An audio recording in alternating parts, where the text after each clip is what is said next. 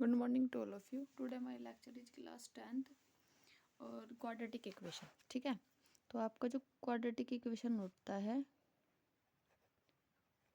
आज हम उसे करेंगे. Quadratic equation. First of all आप देखो कि इक्वेशन क्या होता है. जब आपके पास कोई भी कोफिशिएंट और वेरिएबल का कॉम्बिनेशन हो, ठीक है, और वो जीरो के इक्वल हो, ठीक है, तो उसे आप इक्वेशन बोल लो. जब भी कोई भी कोफिशिएंट और वेरिएबल का कॉम्बिनेशन आपके पास जीरो के इक्वल आ जाए ना, तो वो आपका कोफिशिएंट होगा. जैसे ये जो है कोफिशिएंट नहीं, वो सॉरी आपकी इक्वेशन होगी. जैसे 1 है और 2 है आपका, और यहाँ पे कुछ नहीं है तो यहाँ पे 1 है, तो ये सारे आपके क्या है, कोफिशिएंट है. ये आपके सारे कोफिशिएंट्स हैं.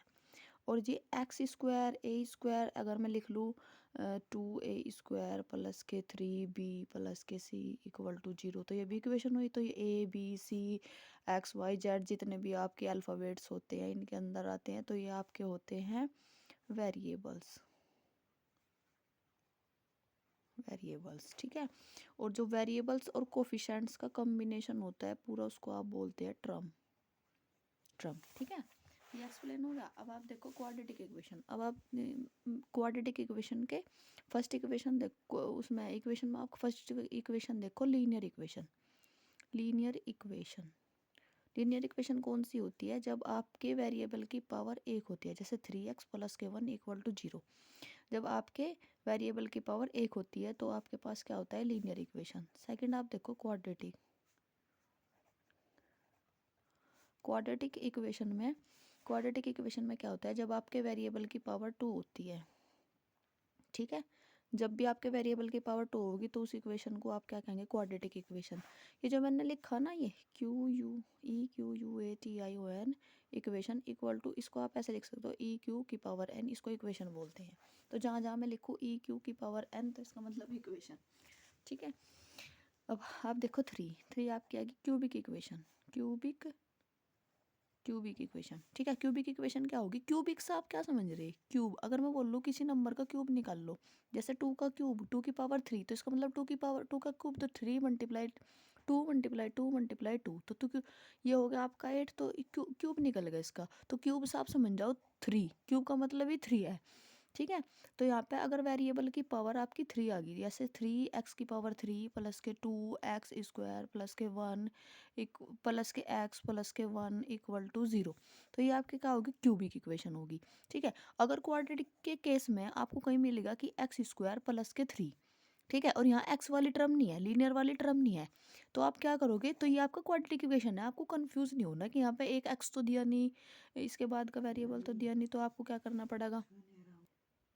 ठीक है. तो आपको कंफ्यूजन नहीं होना. जैसे ये है आपका, ये आ गया 3x की क्यूब प्लस के डायरेक्ट अगर मैं 1 लिख दूँ तो ये आपकी क्यूबिक इक्वेशन है, क्योंकि highest power of linear variable आपकी 3 है. ठीक है जी. अब आपको सीखना, अब आपको क्या सीखना, अब आपको सीखना कि क्वाड्रेटिक इक्वेशन कैसे निकाल लगे. अब आपको देखना कि आप क्वाड्रेटिक इक्वेशन से कैसे सॉल्यूशन निकाल लोगे. ठीक है. तो पहला जो आपके आपके बुक्स आपकी बुक में आपके कोर्स में पहला जो मेथड दिया हुआ है वो है quadratic equation by factorization method.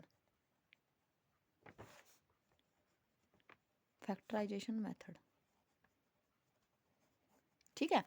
आप पे फैक्टर तो करने आते होंगे, उसी से फैक्टराइजेशन मेथड भी करना तो छोटी क्लास में सीखा होगा. तो आप एक एग्जांपल से मैं आपको समझाती हूँ कि फैक्टराइजेशन मेथड से आपको कैसे क्वेश्चन सोल्व करना.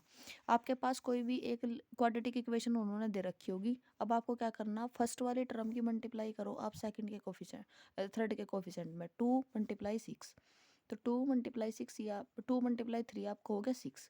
तो आपको 6 कैसे फैक्टर करने हैं, जिनकी आपस में मल्टीप्लाई करने पे तो आवे 6, मल्टीप्लाई करने पे आता है 6 और प्लस करने पे आएगा 5. तो 2 और 3, 2 मल्टीप्लाई 3 ये हो गया आपका 6 और 2 प्लस 3 हो गया आपका 5. ठीक है. तो कैसे लिखेंगे, 2x स्क्वायर माइनस ऐसा कैसा ही 5 की जगह आपको 2 प्लस 3 करना, सिंपली 2 प्लस 3 एक्स ऐसा ऐसा ही प्लस 3 ऐसा ऐसा.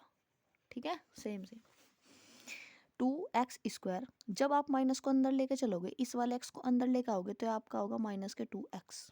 जब आप माइनस को प्लस के साथ करोगे तो माइनस प्लस माइनस ये 3, और एक्स की 3 के साथ करोगे 3x प्लस के 3 इक्वल 0। ठीक है, अब आपको इन दोनों में से, इन दोनों टर्म में से क्या कॉमन दिख रहा? आपको 2 और x कॉमन दिख रहा, तो आप 2 ले लो बाहर और x ले लो बाहर इसके साथ, तो अंदर क्या बचा? x और माइनस के 1। अब इन दोनों में से आपको क्या कॉमन दिख रहा? इन दोनों में से मुझे 3 कॉमन दिख रहा, तो माइनस प्लस माइनस वाला कॉमन ले, तो माइनस माइनस ये आपका प्लस हो जाएगा, यहाँ पे प्लस x। ठीक है, माइनस प्लस माइनस के 3। आपको इन क्वेश्चन में क्या सबसे ज़्यादा ध्यान रखना पड़ा है? ये आपको सबसे ज़्यादा ध्यान रखना पड़ा है कि आपके पास पहले वाले ब्रैकेट में जो चीज़ आई, आपको कुछ भी करके सेकंड वाले में वही चीज़ लेकर आनी। अगर आपके साइन मिस्टेक हो गए, ऐसी चीज़ कोई कॉमन बाहर लेनी जो अंदर आपका ऑटोमेटिकली सेम बन जाए। अगर आपका यहाँ प्लस हो जाता, मेरा यहाँ माइनस हो जाता, तो क्वेश्चन यही गलत था, फिर आपको दोबारा चेकआउट करना पड़ता। ठीक है, अब आपको क्या करना पड़ेगा? जहाँ पे कुछ नहीं वहाँ पर 1, तो ये हो गया आपका 2x माइनस के 1। एक टर्म ये आई आपकी, और ये क्या है? x माइनस के, सॉरी, जब आप यहाँ 3 कॉमन लोगे तो ये आपका x और ये माइनस के 1, सॉरी x माइनस के 1। ठीक है, ये हो गया इक्वल 0। अब आपको क्या करना? एक बार इसको 0 का इक्वल रखना, एक बार इसको 0 का इक्वल रखना, तब आपके पास वहाँ से x की 2 वैल्यू आएगी। ठीक है, 2 रूट आपके पास निकल कर आएंगी, तो 2x माइनस के 1 equal 0, 2x equal 1, x equal 1/2। ये हो गया फर्स्ट वाले से। अब सेकंड वाले से x माइनस के 1 इक्वल 0, तो x इक्वल टू 1। ये होगा सेकंड वाले से। तो आपके पास x के 2 रूट आपके x के निकल के आ गए। अब आप देखो, ठीक है, अब ये आपको ऐसा फैक्टराइजेशन मेथड करना, क्वेश्चन में बोल लगा आपको कि आपको फैक्टराइजेशन मेथड से करना या कोई और दूसरे मेथड से करना। ये हो गया आपका क्वाड्रेटिक इक्वेशन का पहला मेथड। ठीक है, अब आप देखो, एक चीज, एक टर्म आपकी आगे जाके यूज होगी, वो मैं आपको पहले ही बताऊंगी। Nature of roots. रूट आपके जो रूट्स निकल का है ना, जो ये आपके रूट्स निकल का है, इन रूट्स का स्वभाव कैसा है? एक दूसरे के इक्वल है, एक दूसरे के इक्वल नहीं है, जीरो के इक्वल है, या जीरो से बड़े हैं, जीरो से छोटे हैं, डिस्टिंक्ट रूट निकल का है, इक्वल रूट निकल का है, तो क्या निकल का आया? तो वो आप सीखोगे नेचर ऑफ रूट्स है। नेचर ऑफ रूट्स आप कैसे सीखोगे? आपको क्या करना? बाई बी स्क्वायर माइनस के 4ac, ये आपको एक फॉर्मूला नेचर, ये इस चीज़ का याद रखना, 4ac। ठीक है, एग्जाम्पल से आप अच्छे से मिल जाएगा। जैसे मैंने पीछे इक्वेशन ली थी 2x² माइनस के 4x प्लस के 3, ये कोई हमने इक्वेशन ली। अब आपके पास a वेरिएबल की वैल्यू कितनी है? 2।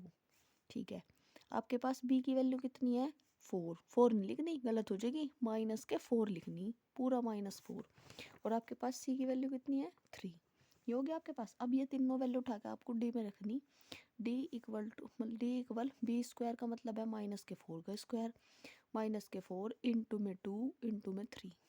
ठीक है, 4 का स्क्वायर, 4 का स्क्वायर कोई बोल ही नहीं रहा, 16 माइनस के 4 2 जा 8, 8 3 जा 24 है। हाँ, अब यहाँ से आपका होगा 16 माइनस के 24 तो माइनस के 8। अब आप देखो, जब आपकी वैल्यू माइनस में आ गए तो इसका मतलब क्या हुआ कि डी से छोटी है या बड़ी है? डी से छोटी है, 0 से छोटी है आपकी वैल्यू। ठीक है, ठीक है जी। अब आप देखो, अब आपके पास ये कुछ पॉइंट्स मैं लिखूंगी, इनका ध्यान रखना। अगर आपकी वैल्यू डी से छोटी आ जाए तो उसका मतलब है no real root, no real root. आप इस इक्वेशन में कुछ भी रख दो, कभी भी 0 का इक्वल नहीं आने का, तो कोई रियल रूट नहीं आने का इसका। ठीक है, अगर आपकी वैल्यू डी से बड़ी है, 0 से बड़ी है, तो आपके पास आएंगे 2 distinct real root.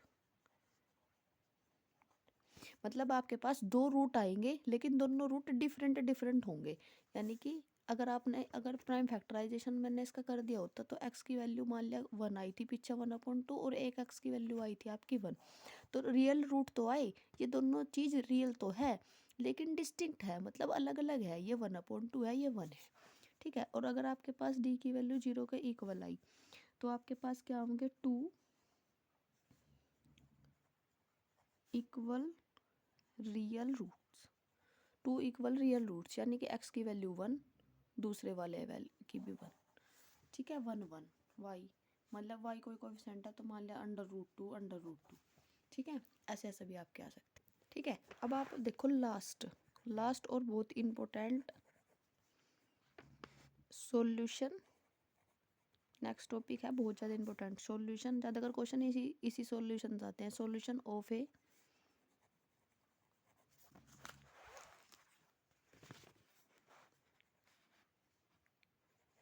Solution of a quadratic equation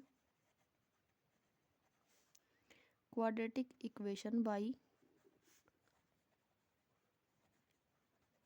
quadratic formula.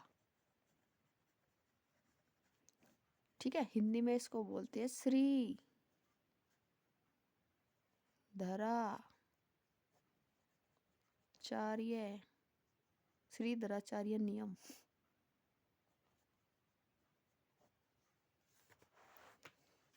ठीक है, श्रीधराचार्य का रूल हमारे पापा जी क्या कहते थे। हमारे पापा जी यूपी बोर्ड से पढ़े हुए, तो हमारे पापा जी क्या कहते थे थर से, जब हम छोटे छोटे थे, थर से श्रीधराचार्य का नियम आवे तो हम क्या कहते थे, पापा जी पता ही नहीं।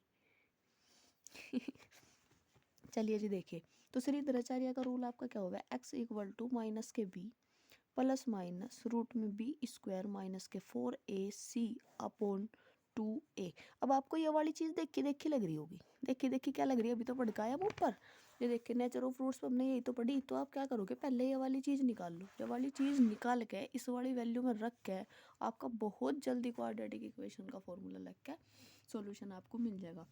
जैसा अब मैंने कोई इक्वेशन ली, एक्स स्क्वायर प्लस के 7x माइनस के 6 0 इक्वल टू 0। तो यहाँ पे आपकी a की वैल्यू क्या आई 1, और b की वैल्यू आपकी क्या आई 7, और c की वैल्यू क्या आई आपकी माइनस के 60।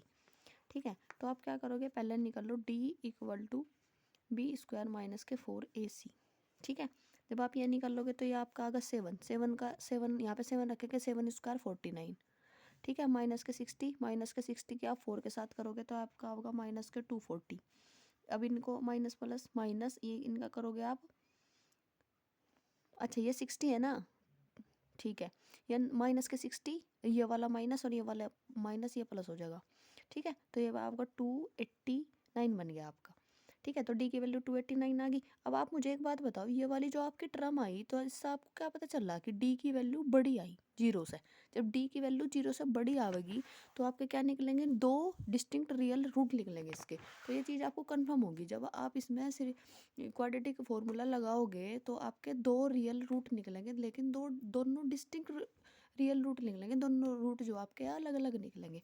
अब रखो इसे फॉर्मूले में, x इक्वल टू माइनस के b था ना, तो माइनस के 7 plus minus under root 289 upon में 2 मल्टीप्लाई 2ac था 2a की वैल्यू 1 थी तो ये 2 होगा। तो आप देखो, अब आपको क्या करना, माइनस के 7 प्लस माइनस ये 289 कहीं का स्क्वायर रूट होता है 17 का, तो ये होगा 2। ठीक है, अब आपको क्या करना, एक बार माइनस का रियल नोट निकाल लो, एक बार माइनस रख कर निकाल लो, एक बार प्लस रख के। अगर आप प्लस रख कर निकाल लोगे तो माइनस का 7 प्लस के 17 अपॉन 2, ये आपके पास आ जाएगा माइनस प्लस माइनस, ये होगा 10 अपॉन 2, यहाँ से आपका निकल गया 5। ठीक है, एक रूल आ गया आपका 5। अब दूसरे वाला देखो, माइनस के 17 अपॉन 2, यहाँ से माइनस माइनस प्लस 17, और ये आपका माइनस के 24 अपॉन 2, 2 1 जा 2 2 2 जा 4, ये आपका आ गया माइनस के 12। तो दो दो डिस्टिंक्ट अलग अलग रूट निकल गए आपके पास। ठीक है, तो यहाँ आप लिखो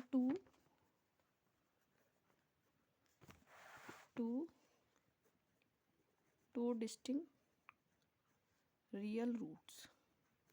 ठीक है, निकल गए। अब एक चीज़ और है बहुत ज़्यादा इम्पोर्टेंट, आपको कैसा पता चलेगा कि क्वाड्रेटिक इक्वेशन है ये, या तो आप वहाँ देखो प्रोडक्ट, दो तीन चीज़ है ये आप ध्यान रखो, ये तो आप वहाँ देखो प्रोडक्ट जैसे आपके पास इक्वेशन ऐसे दे रखी एक्स प्लस के 1, तो आप देखते ही समझ जाओ कि इन दोनों के बीच में प्रोडक्ट है। प्रोडक्ट का मतलब ये इसके साथ जाओगा तो एक्स स्क्वायर प्लस के इसके साथ जाओगा एक्स बन जाएगा, तो ये ऑटोमेटिकली क्वाड्रेटिक इक्वेशन है। या आप वहाँ देखो स्क्वायर के केस में भी आपको पता चल जाएगा देखते ही कि प्रोडक्ट है नहीं है। ठीक है, या आपको कोई एरिया दे रखा होगा, कोई चीज़ दे रखी होगी, एरिया का मतलब भी तो ये तो है लेंथ मल्टीप्लाई ब्रीथ। तो जब दो चीज़ दे रखी होंगी, दोनों के आपस में मल्टीप्लाई होंगी, तो आपके पास ऑटोमेटिकली क्वाड्रेटिक इक्वेशन में क्वेश्चन पहुंच जाएगा। अब आप या फिर पाइथागोरस थ्योरम का कोई क्वेश्चन दे रखा होगा, अगर पाइथागोरस थ्योरम का कोई क्वेश्चन उन्होंने दे रखा तो वो भी आपका क्वाड्रेटिक इक्वेशन में पहुंच जाएगा। तो ये प्रोडक्ट, स्क्वायर, एरिया और आपका पाइथागोरस थ्योरम, ये सब चीज़ों का आपको ध्यान रखना। जहाँ भी आपको ये 3-4 चीज़ें सारी दिख जाए तो आप ऑटोमेटिकली क्वाड्रेटिक इक्वेशन लगाओ और क्वेश्चन को सोल्व कर दो। ठीक है। तो अगर आपको पाइथागोरस थ्योरम भी सीखनी है, पाइथागोरस थ्योरम भी जो है ना, तो पाइथागोरस थ्योरम की मैं अलग से आपके लिए एक वीडियो लेकर आऊँगी, तो आप कमेंट करें। Thank you for watching my video. Radhe Radhe.